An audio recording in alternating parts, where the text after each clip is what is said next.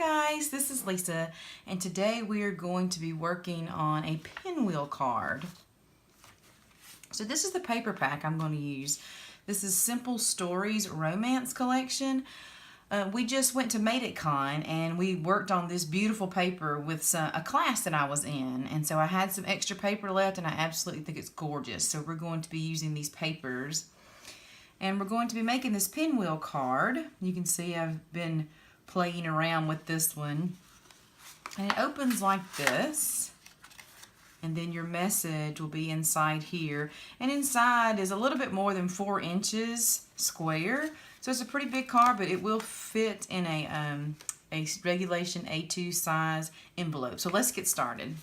Okay, it's very easy to make, just takes a few steps like most things, right? What we're going to start out with is an 8-inch square paper. And then we're going to make 4 score lines.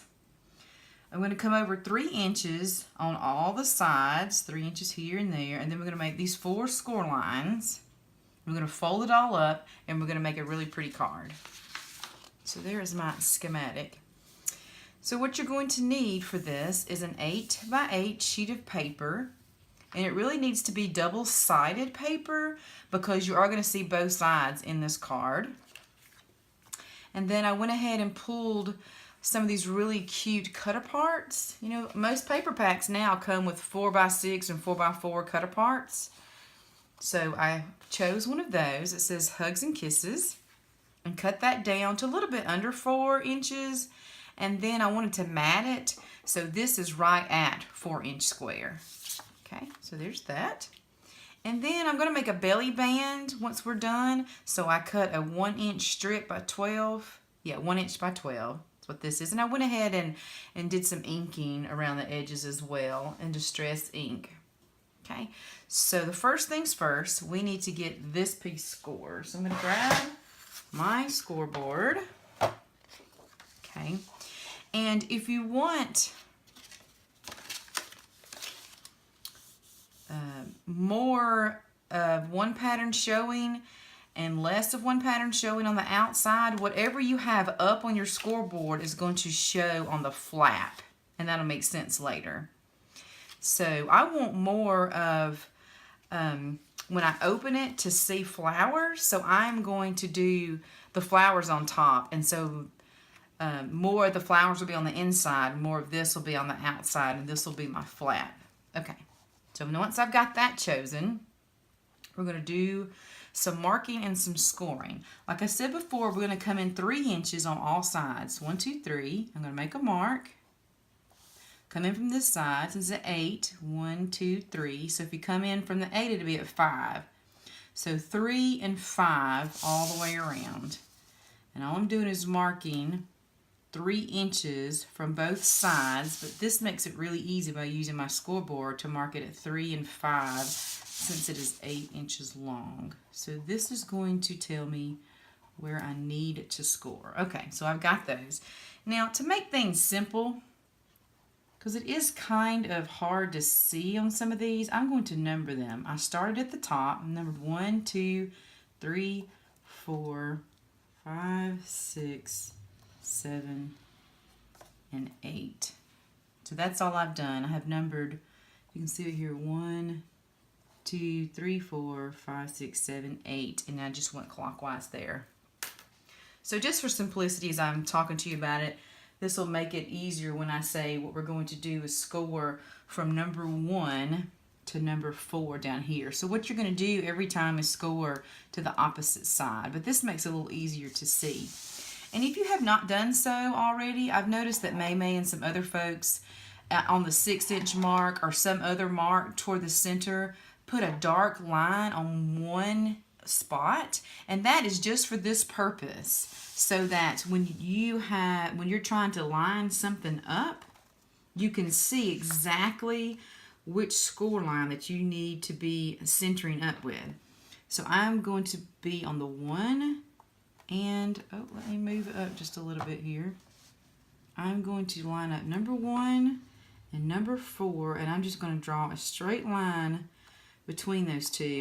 And there again, I know where I am because I've got this dark mark on my scoreboard. I just drew with a permanent marker. I always wondered why some people did that until I started some of these techniques. I'm like, oh, okay, gotcha. So that way you can line up here and here when you're doing diagonals. Okay, so that was from 1 to 4. Now we're going to do 2 to 7. So I'm going to put my number 2 I marked here. I'm going to go down here to 7. There. Okay, and I'm going to start on the very edge of the paper and just get that score started. That helps a little bit. Get a little running start there. And go from the 2 to the 7. Just got 2 more score marks to make. This time we're going from 3 to 6. So 3 was up here and 6 is down here. And I know some of you will be able to do this without having to number. But I tell you, when I get to talking or when I watch TV and do this, I really was getting off. It's so frustrating to ruin my paper when you've got those score marks in there. And the last one's going to be 5 to 8. So here's the 8. And here's my 5. So put the 8 at the top. Go over to the 5. Get that lined up real well. And get my score started and come straight down. Okay. So as you can see, we have a square now in the center. See if you can kind of see those score marks a little bit there. Here's the box in the center. Now, where all of these meet, there is a triangle right here on all 4 sides, and we are going to cut those away. We do not need those pieces. They're just going to add extra bulk, so I'm going to cut those triangles where they meet. Got adhesive on my scissors. And then we're going to make 4 score marks. And then that will be it, and we'll be ready to assemble.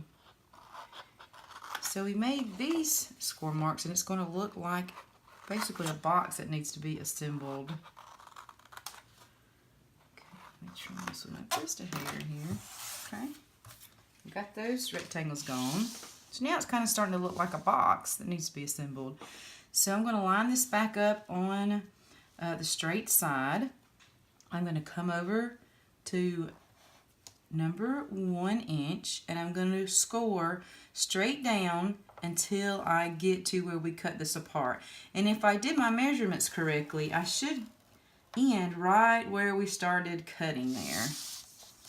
Doesn't have to be exact, but it will make a better fold if you were pretty close. So once again, I'm on the straight side, I'm on number 1 inch, and coming down to meet where we cut that apart. Got a little piece hanging on here.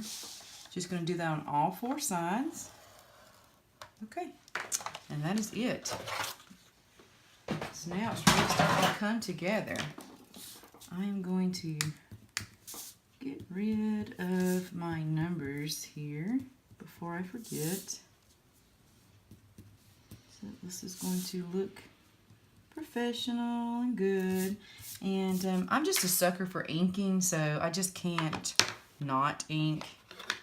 So I inked all my other pieces before this, so I'm going to go ahead and take care of that now. You don't want it to be dingy or muddy looking, but I really like it to give a finished, polished look,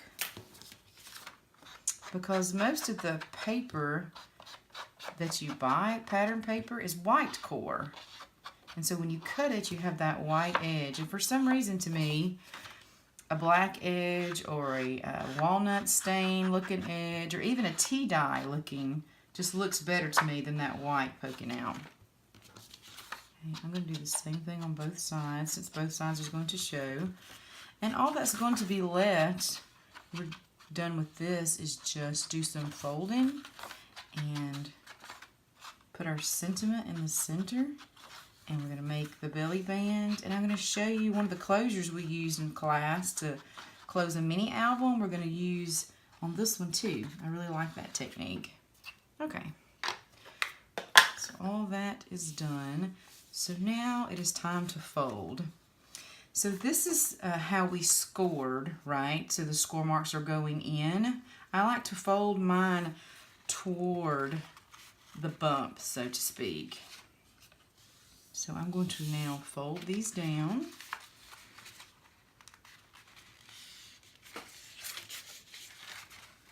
Okay. All right, so all four sides are folded. So this is now what it looks like. Let's see if I can find my arms over here. Crease those really good. Okay, yay, it's starting to take shape. And so our next step is going to be folding inside. So I'm going to turn it over and fold in this direction. Okay.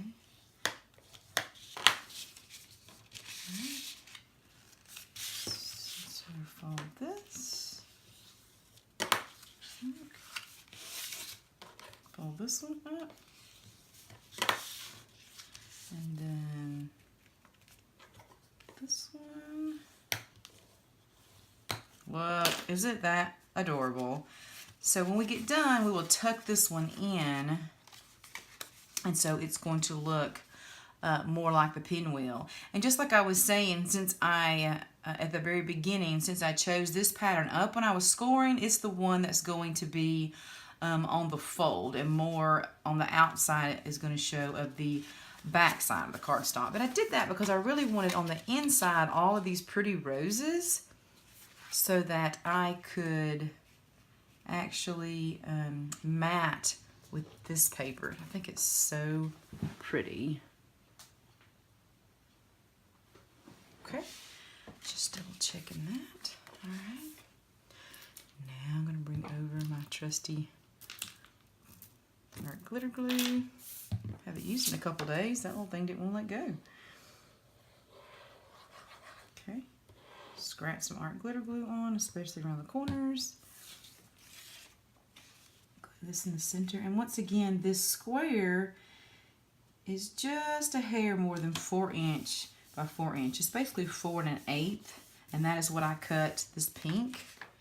And then I cut this one down just below the 4 inch because it was a 4 inch by 4 inch sentiment that came on those cut apart cards in the paper kit. So like Mamie likes to say, I let the paper do the work on this one. So cute. So you still can write your message here or put something else over that. Write them here, or you could even write it on the back. I like that. I think that's real cute. So to fold this up, I'm going to go bottom and then side and top, and then this one here is going to go underneath the first. The last flap always goes underneath the first flap, and you might have to retrain your paper just a little bit to make it lie flat. So it was so simple, but I think it's really, really cute. So next, I also wanted to dress it up a little bit and make a belly band. So let's do that. Put this here and fold this over. You don't want it to be too tight because you want just to be able to slide it off without much resistance. You just want to be able to hold on there so it doesn't slide off on its own. So I'm going to get some art glitter glue here now. Glue this together.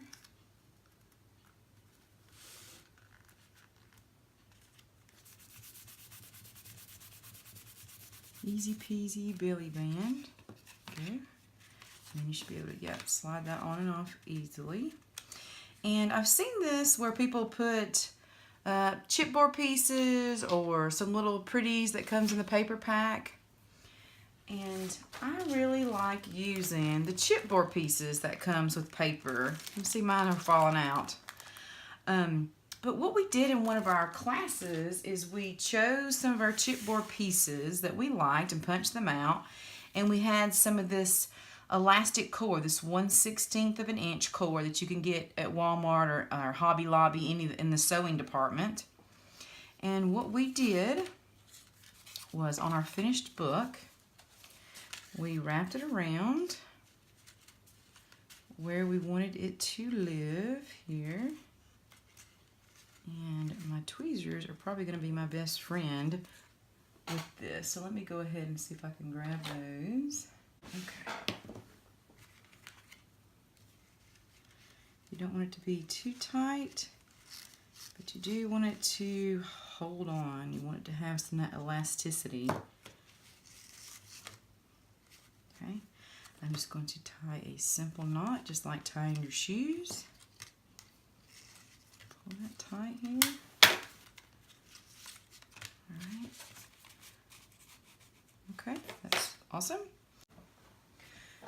So how we're going to assemble this is I picked out my favorite pieces, which this is still my favorite one, from the chipboard pack, and I used my crocodile and I actually put it in the side here and I made a hole in it. And I'm going to layer a couple of these pieces on top of each other. First I'm going to start with the key. And then I'm going to take this heart. Let's see how that looks. Another